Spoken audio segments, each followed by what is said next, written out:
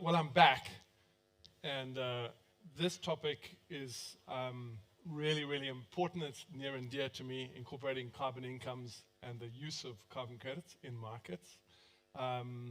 We're going to dive straight in. The format, we're going to have a couple of questions that the panelists, after they introduce themselves succinctly, I think I've iterated that a couple of times, we'll dive into some questions, we'll open it up, and then we'll close with a few follow-up questions, very similar to Martin's format that I was on earlier. So if that's okay, would you like to begin with your intro, affiliation, keep it tight, and we'll move right down the line. Thank you, Ellen. Sure. No, thanks very much, John. Yeah, I'm Ellen Laurie. I work at AIDA. We are a business association for the carbon market. So we sort of represent businesses who are involved in carbon markets from kind of one end to the other, supply to demand, and everyone in between. And at AIDA, I lead our Natural Climate Solutions Working Group and our Aviation Working Group. And I'll leave it at that. Thank you. Go ahead, Erica. Hi, everyone. Erica Bialtefe. I'm the co-founder of Terra Natural Capital. Terra's investment company, founded in January of this year, focused on delivering finance solutions to natural capital projects, most specifically nature-based removal, delivering into sort of the next generation of carbon markets. We're backed by Bain Capital out of the US and Palo Investments out of Switzerland. Afternoon, everyone. My name is Murray Collins. I'm the CEO and co-founder of Space Intelligence. Pleased to say I'm a fully recovered academic. I've been working in the world of satellite remote sensing for the past 20-odd years. Space Intelligence, we provide support for both investors and developers of natural capital assets, specifically forestry.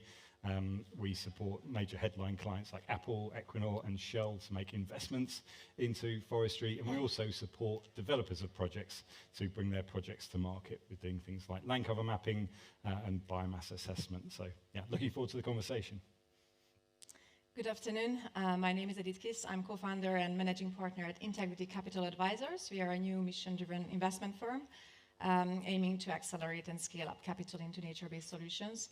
I think we heard a lot about carbon, so looking forward to discussing. Hopefully we can still cover a lot of new elements and demystify any remaining questions and address some of the remaining maybe concerns.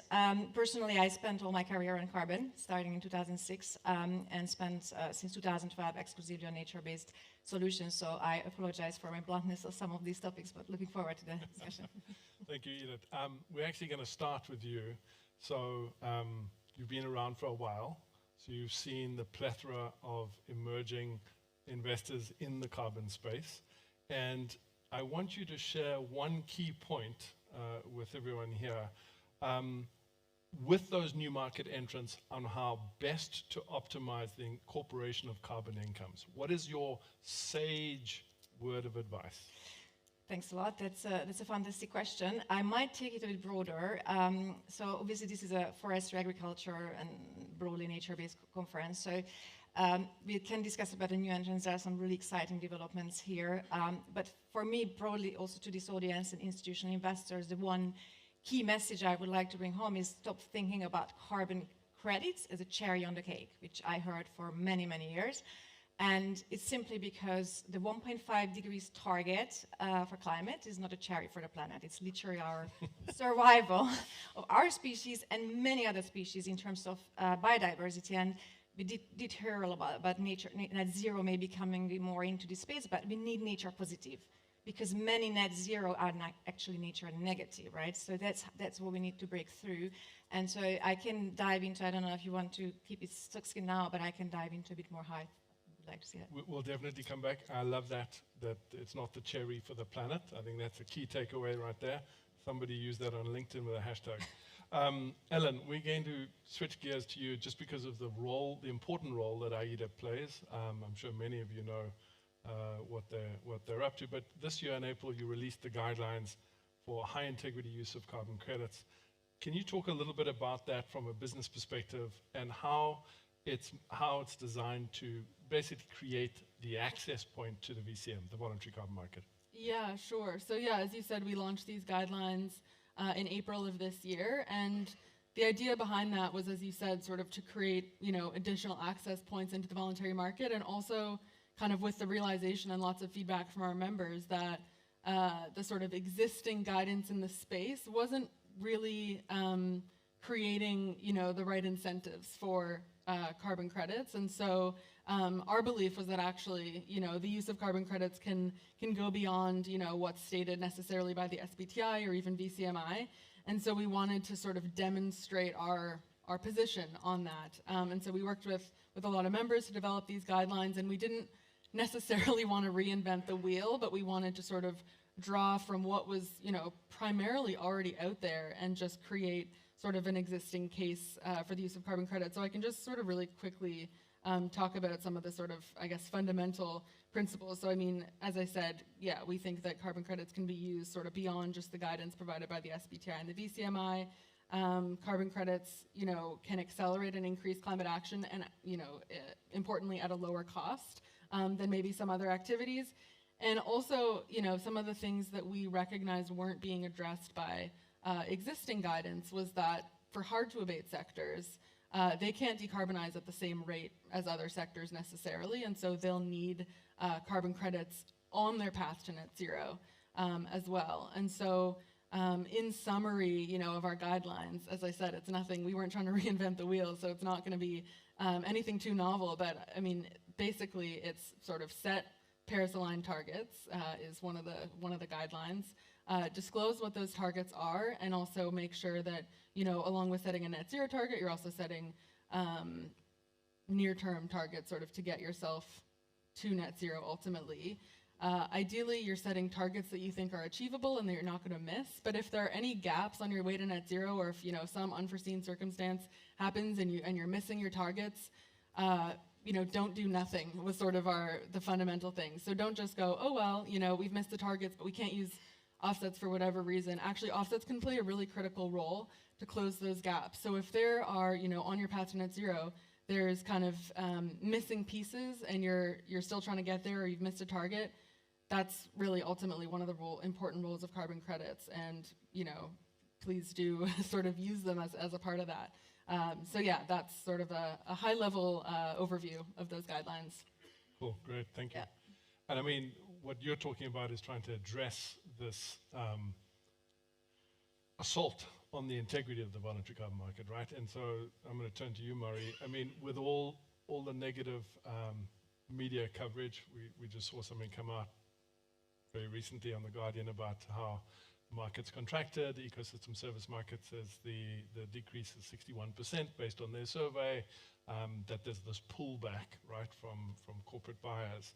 So what I'd like you to do, Murray, is just talk to us a little bit about the role of independent third-party data providers, specifically when it comes to bringing a degree of confidence and transparency, if you would. Thank you. Okay. I would say that more on a personal level, I find it deeply frustrating that, yes, there certainly have been some poor projects out there, but as Edith says, forests really have to be a major part of our solution for tackling climate change. So something around a fifth of all emissions from human sources come from land use change, and primarily deforestation and forest degradation. So the voluntary carbon market has to be a way that we drive capital into forest conservation and restoration. That's really how we get ourselves out of the climate crisis. And so unwittingly, or maybe wittingly, the people behind those articles have damaged one of the best possible solutions we have for tackling climate change. That said, that's where we are. That was Carbon Markets 1.0, maybe we could call it Voluntary Carbon Market 1.0. I think the role of technology and high quality independent data is that we can create a verified carbon market 2.0. So you can have independent information about what's going on in remote parts of the world with regards to forest cover change, degradation, carbon stocks and carbon stock change. And that's increasingly available in a consistent and high accuracy manner. That's what my own company, but many others, there's Chloris outside, as well as other people in the market. I think as an ecosystem of providers, that's what I hope we can bring and then work together with both investors and project developers to boot this market up again. Thank you. Thanks. So now we're going to turn to the capital side with you, Erica. So with all the capital that's coming in, as we were doing our preparation call ahead of the conference, you had an interesting specific perspective around how one might go about positioning or allocating more risk-tolerant capital alongside more traditional forms of capital, so that you do have a successful capital stack. And I'll just, before I hand that over to you, I'll just say there's two terms I've heard of in the last 20 years. The one is how you can stack ecosystem service credits, still a challenge, and how you can stack blended finance, still a challenge. So I'm really interested in understanding how you're going to solve this for us, Erica. Thank you. So just a key word in your question there is risk-tolerant capital. I wouldn't say we're designing investment exposure for risk-tolerant investors. I think we've spent the last year or 2 years really focus on designing investment exposure in these markets that is de-risked. And so kind of, if you look at legacy investments in the space, it has been high-risk capital generally pouring dollars in, whether it's your traditional trading houses, it could be funds specifically mandated to do this. They're backed by corporates that are being paid in kind, oil and gas companies doing it as sort of, they're obviously very short carbon, but all those groups sort of have accepted the inherent risks of these markets over time. Now, for this market to scale, you need a whole new capital stack and the way to do that is really to position investment in these markets as not high risk, but risk controlled. And what we've seen in the last 12 months is how you calibrate those risks and how you can communicate those risks to various investment committees of general pools of capital has really, really changed. Having invested in, sort of built my career in the last 10 years investing in early commodity markets, all of it with a decarbonization lens, coming from almost the outside. I mean, I've been investing in carbon for 5 years, but it still feels new. But coming from it from the outside, carbon's not special in that respect. You look at other very early commodity markets. Lithium is a great example. Lithium felt very scary in 2015, right? And now that market went through its evolution with respect to what type of lithium you need for this battery technology, who are your off-takers, what are the processing technologies that will get you there. Carbon's going through that cycle. What we've seen in the last 6-12 months is a lot of tools come out of the market to help us reposition or communicate those risks. And those risks, there's 4 of them, essentially. There's the implementation risk, so planting the trees. Obviously, a lot of experienced forestry operators in the room today. The idea of planting native species is not so foreign anymore. There's sort of small-scale projects that we have data from that we can say, okay, this tree will, can be successfully planted here. Community programs that you can engage on. There's models you can pull. There's experienced implementers, carbon developers you can point to that this has been done before. So you've got your trees in the ground. The next question is, will the tree grow, and can I measure the carbon from it, right? And there, MRV has taken a massive, exponential inflection point in terms of its capabilities and how the market trusts that data. I think that's come a long way. Carbon insurance is, again, this has been in the last 12 months, where you have insurance companies coming out backed by experienced underwriters who will underwrite the carbon delivery risk. You can now go to your IC and say, look, I hopefully have believe that the trees will go in the ground and the trees will grow, and if not, look, carbon insurance will underwrite that carbon delivery risk. Now the third risk is, okay, I've got the carbon now, can I export that carbon, right? And that's regulatory risk. And obviously groups like AIDA, groups working with global south governments in terms of setting that regulation, that's come a long way and that's continuing to develop. And if you look at the last 12 months, the amount of global south governments that have come out with carbon policy is incredibly encouraging and gives us a legal framework within which to work. The fourth risk, elephant in the room, market risk, right? So you have got the carbon, you can export it, what are you selling it for? And what we've really seen is the primary market interest for corporate buyers, I would argue for the right type of project, has never been stronger in the last 6 to 12 months, right? I think people who've been in the carbon markets for a long time, there's been a lot of blindly financing supply without, I would say, a proper demand signal. And a lot of investors were caught out in that and a bit now very hesitant to come back in. We've certainly taken the approach, instead of sort of blindly financing supply, we're going to finance demand, right? So you're kind of going to the corporates and saying, what kind of carbon credit do you want? And for that carbon credit, if they don't need to put the dollars in the ground themselves, which is a massive ask to go to, I don't know, Salesforce, a Tesco, a Walmart, and ask them to finance a Global South agroforestry project.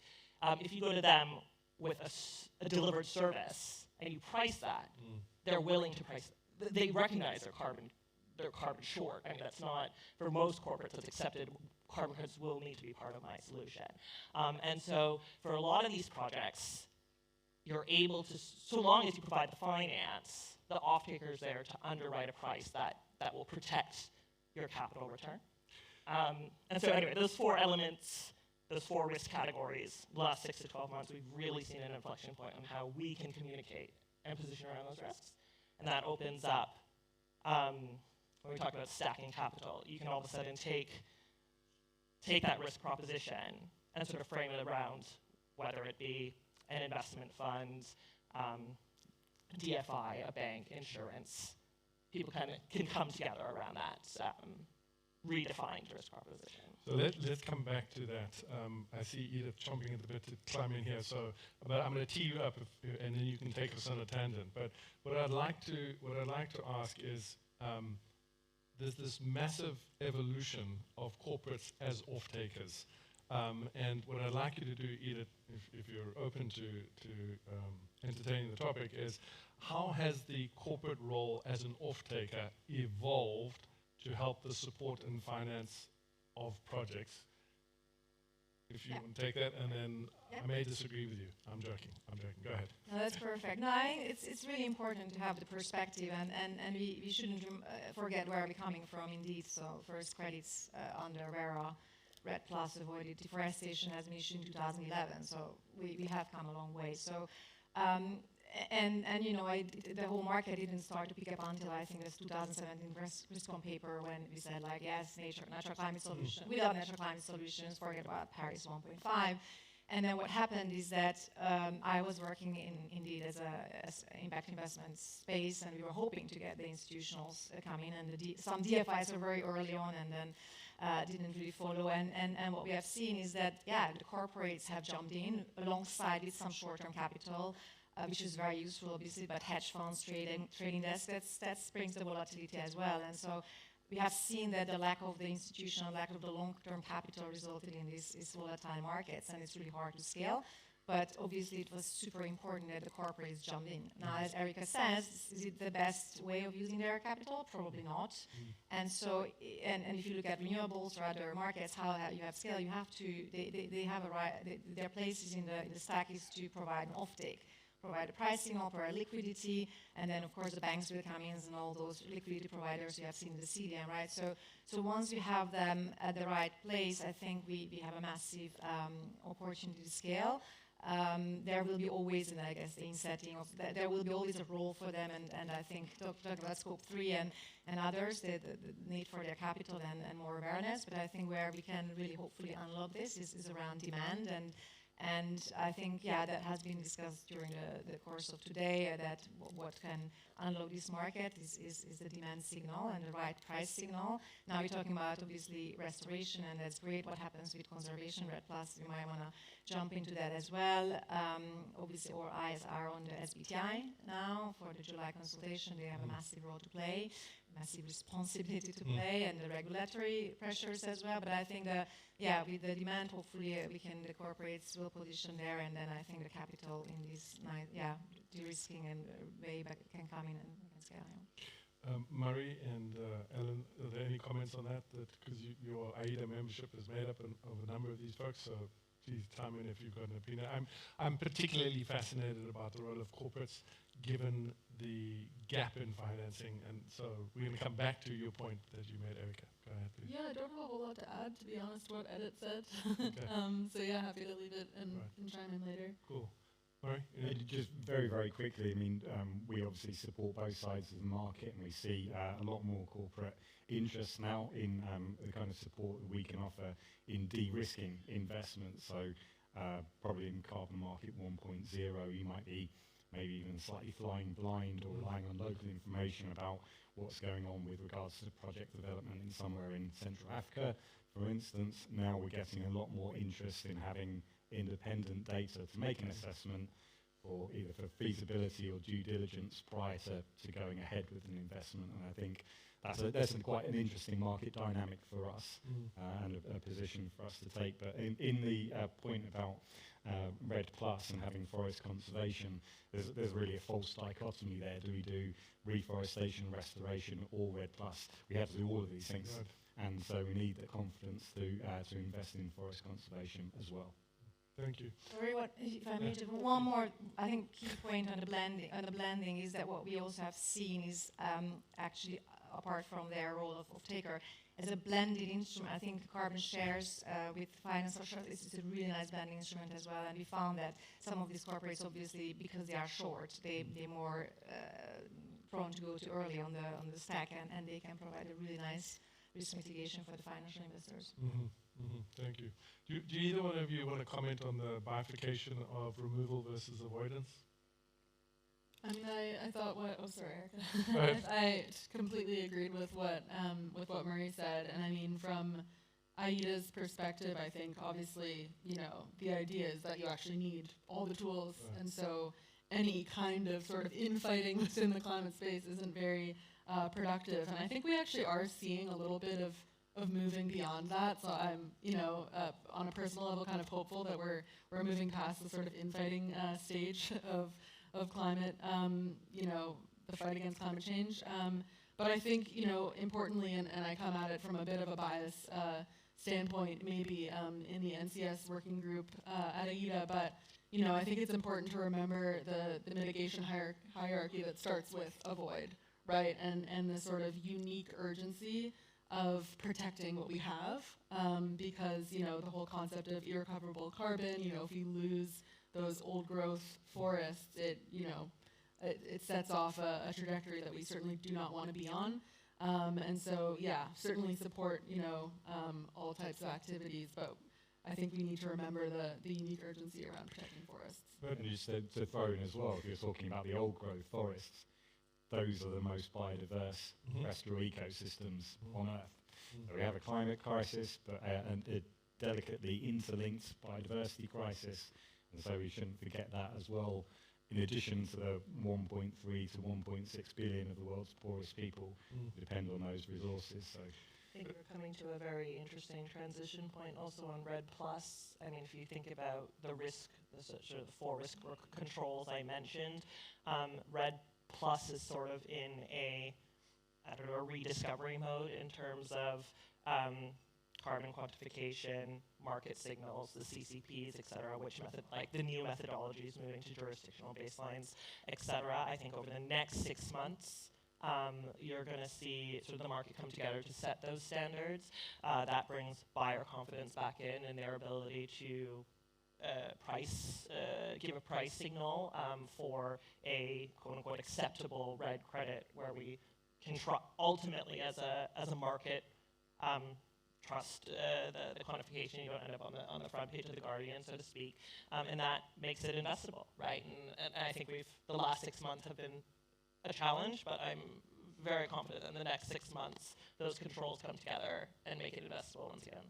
I agree, but one thing I want to throw back at you guys, and I say this collectively because obviously we are involved in it, but with the release of Symbiosis, which I'm sure you all saw, where all these philanthropies got together and said we're going to buy nature-based removals, how do we solve this problem that we have a mitigation hierarchy in which avoidance is crucial, and yet the market is moving in a direction that is not necessarily supporting that?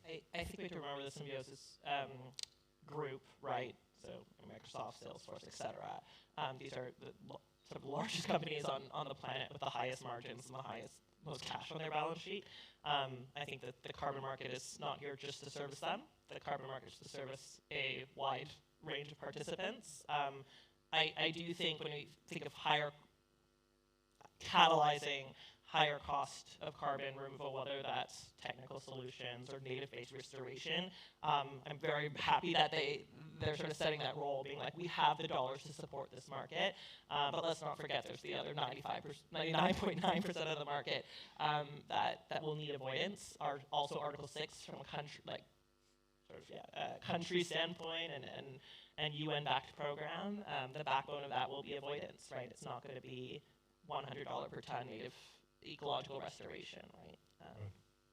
Yeah, no, I agree. But I think we had the LEAF coalition, which I think was quite of a big breakthrough and cut through the noise of back then reduction removals. I think we have that. We don't have that kind of a coalition for, indeed, maybe the VM48 on the Vera, but the hope very much and the expectation is that indeed with the CCP label, it's going to disappear, this kind of, and the price signal is different. On the symbiosis, I think it's an excellent, I do consider this kind of an advanced market commitment, because we have been really struggling to make the case for native restoration. And frankly, the market has been flooded with commercial plantation type models and Chinese projects where the additionality is different because you get some subsidies. So that has set a price at around this $10, $15 per ton, and you need a 40. If somebody tells you it's below 40, I don't believe that because it's not possible, right? Mostly, but it depends, of course, on circumstances. But we really had this struggle, and a lot of investors were like, yeah, well, I want to do it, but exactly as you said, you need it, like, show me the off-taker, right?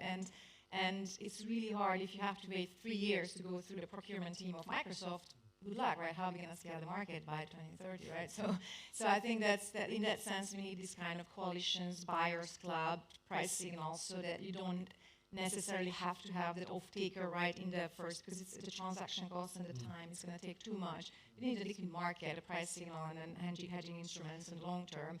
But right now, this is our best kind of signal. So I think this takes a long way right now, what we need for native restoration. And hopefully we can, Julia was here, and CSA, we need to work on a bit more on the red plus side, definitely. Let's pick up on a point that you made right at the beginning. Let's start with the biggest picture that in order to hit our global targets, our climate objectives, nature needs to be contributing around 30 to 35%. So we know that we need to drive a huge amount of capital primarily into forest conservation and restoration. And to go back to the point that you made earlier on in the day, you've got people who are greenwashing or being accused of greenwashing.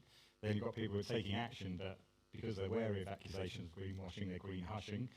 Why don't we focus our attention on the tail of people who are green wishing? There's a new term for you. They're wishing it would all go away, because that's not going to happen. That's the tail of people who aren't doing anything at all. So kudos to the folks in Symbiosis, because they are taking action. Let's focus on the people who aren't doing anything at all in green wishing. I love it. Thank you. Let's take a couple of questions, and then we can close with a round with the panel. But are there any questions for this great group of folks? Anyone? Yeah, over there. Thank you. I have a question. My name is Tom Schroeder. I'm working for EDF Trading, and the question is very critically reviewing the CCPs here. Is this really the fix? I mean, it's once again an initiative that is industry-led, that is coming intrinsically from the market. If you look at the advisory panel and also the experts that are sitting on this committee, many of them could be accused again by the Guardian or others, if you want, to have a conflict of interest to make the problem go away and to start just moving on. And I would have much greater hope really in the endorsement, for example, that the US government now has made with regards to the VCM, but that leads us back then to a question I was going to ask earlier, which is all of this actually going to help the market to solve the problems that it's currently facing, or do we really need a greater push towards compliance, or to find some sort of remedy for the market to really cure itself from all these evils? Because we also know that in terms of climate policy, it's very cyclical, right? I mean, the US government might look very differently, for better or worse, in 12 months. So what can the market really do to fix the problem? Thanks. Thank you. Who wants to take Yeah, I'm happy to start on that one. I think that's a really great question. And, you know, obviously the ICBCM was set up to provide integrity and that threshold, you know, benchmark of quality across the market. But, and we're, you know, as AIDA, we're quite sort of hopeful in many ways that, you know, this will provide some certainty and confidence in the market.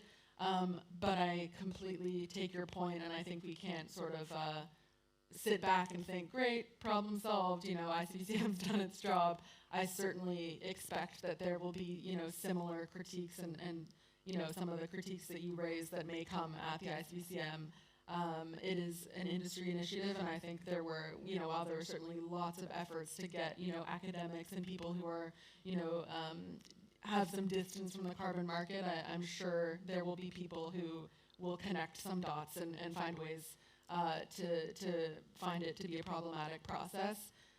So I think there are, yeah, I think you pointed out some other good, you know, potential, I guess, layers of confidence that we might find in the market, whether that's, yeah, government's sort of a bit of a government role in providing, you know, a stamp of quality of some kind on certain voluntary market credits, whether that's, and we already see some of that in different parts of the world, in different compliance schemes where governments are allowing the use of some offsets as a part of an ETS or a tax scheme, and so that sort of provides confidence to corporates that actually they can use these credits and the government kind of has their back in that way. I think a lot of people are also looking to schemes like Article 6 and Corsia, where if it has, you know, if it's been correspondingly adjusted, or if it's, you know, eligible for use under Corsia, which is the international scheme for offsetting international aviation emissions that has their own sort of emissions unit criteria that has to be met.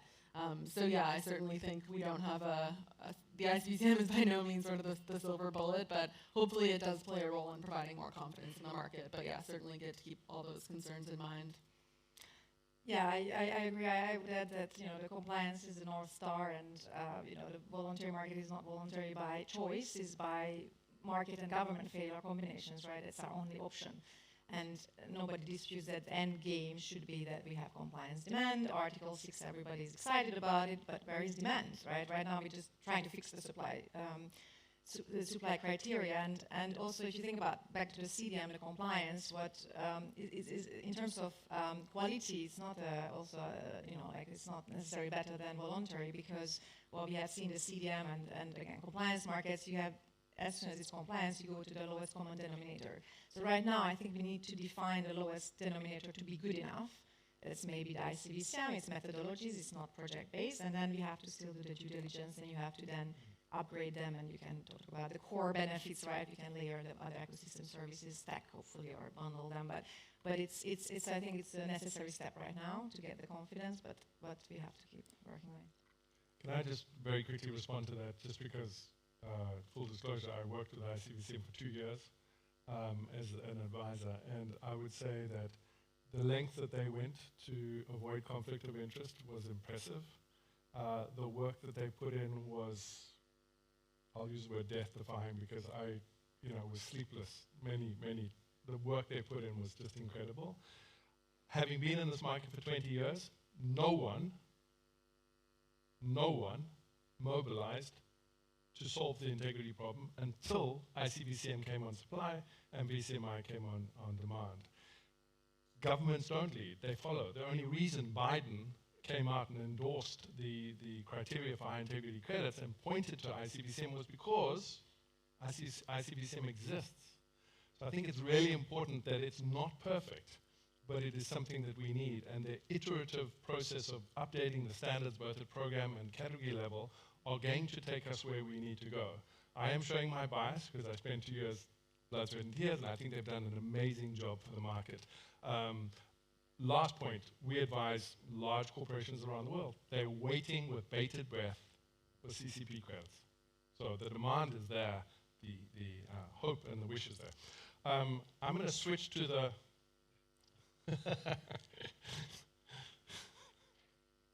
I'm going to switch to the claims side to get the panel's take on this. So, of course, we've been talking about scrutiny, confidence, and so on. VCMI is trying to address that, working hard to address that. From the panel, what needs to be done further, or what do you think is missing in terms of addressing the comfort level that we need on claims? I can speak to this at a fairly high level, but I think for me, one of the things that I see missing right now when it comes to claims is the balance between something that's like, sufficient to actually incent corporate action, right? So can a business make a claim that they feel is sort of satisfactory enough to drive demand for carbon credits? And at the same time, and maybe there's a little bit, actually quite a bit of overlap here, but something that also makes sense to sort of like the broader, the public basically, right? Because I think that's a lot of the, we're seeing a lot of regulation come down that's sort of like in the veil of it is consumer protection, right? And it's sort of like the concerns around greenwashing. And so how can you say something that's true and makes sense to everybody, right? That's a pretty hard ask, but then also is, sufficient enough to drive corporate demand. So I realize that's not really solving the problem at all, but I think that's the missing piece here. I think ultimately the claim needs to be accepted and celebrated in a way, and we've seen, quite honestly, the opposites. No corporate making claims is being put up on a pedestal there's no standing ovation. That ultimately needs to happen. I think as an industry, a line needs to be drawn in the sand with respect, and no market is perfect. You will have your bad actors, you will have your bad projects, but I mean, oil has had a fair share of bad, there's no such thing as high integrity oil. But it's the largest commodity market in the world, right? And obviously, by nature of the carbon market, it needs to be better, but to scale, there needs to be everyone has to look each other in the eye and say, this is good enough if you meet this amazing job, and that needs to come from everyone in the room. Mm-hmm. Thank you. Any other questions? Sorry, I lost track of questions. Anyone else? This is the meat of the conference, people. This is it. All right, let's switch gears. We've talked about, Erica, you did a great job of sort of outlining the risks and so on. So when we look at market risk, we look at execution risk. I'd like to hear from you guys, what is the key thing that you think is needed? Obviously, you'll show your bias because of what you do, but that's fine. What's the one key thing that needs to be done to mitigate risk? If you could wave a magic wand, Edith. Okay, so that's perfect. It brings me back to my beginning, the beginning of the session. So we know that, so as I mentioned, we really need to get away with this carbon being cherry on the cake, being kind of less additional, anyway, the additionality rules are being strengthened.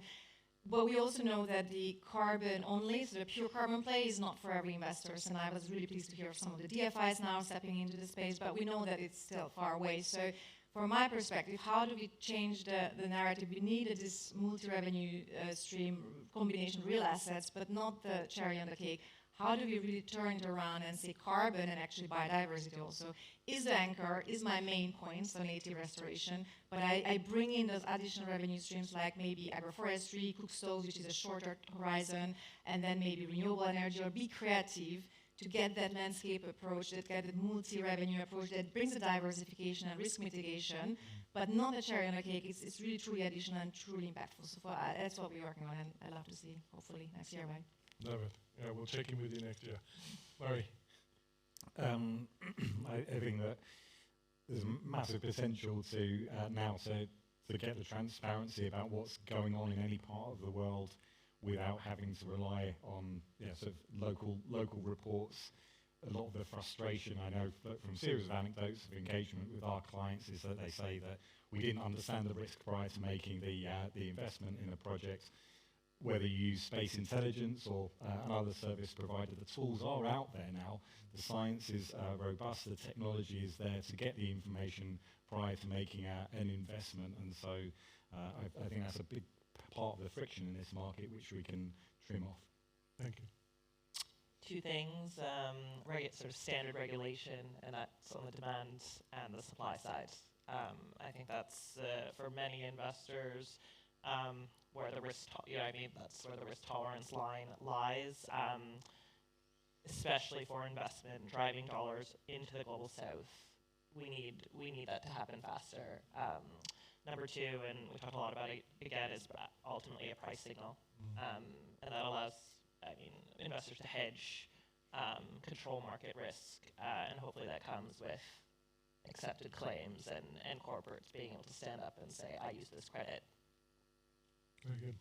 Great. Yeah, I agree with everything that's been said, really, and I'm going to piggyback on some of what Erica said earlier in the panel. But yeah, there's obviously many layers of risk, so I'll pick one, I guess, which is just sort of the risk around claims. And I think you said it really well. I totally agreed with what you were saying on that, and just the sort of the common understanding of what's good enough is so important to sort of like eliminate that element of risk. So I think hopefully we'll get there one day. Very good. Hey, how are we doing on time? I see it's a minute before. We got 1 minute. Yeah. I would just a comment just on what you say when you say, and I totally agree with you. We need to be able to say it's good enough. I do think, though, again, speaking from the clients that we engage with, they are shite scared. They really are. And so, I agree with it, but it seems like what Murray's doing and the data, the quantification is kind of what they need. They need protection. This is what we hear all the time. We need protection from reputational backlash. That's why they're gravitating to the CCPs, because they think it's going to give them cover, and hopefully it will by design. So, do you think I'm off base there, or? Let's not forget, we've had some of the largest companies in the world set out, the Symbiosis Coalition, set out in a very loud way that they're procuring 20 million tons of database removal credits by 2030. That's a fascinating, it would be hard to imagine that happening 5-10 years ago. We've come a long way. Again, markets take time to evolve and grow. The carbon markets has gone through sort of multiple generations, but I think the time is now over the next 2-3 years to set up for 2030, 2035, 2040 targets, right? Trees take time to grow and whatnot, so I think we're getting there, right?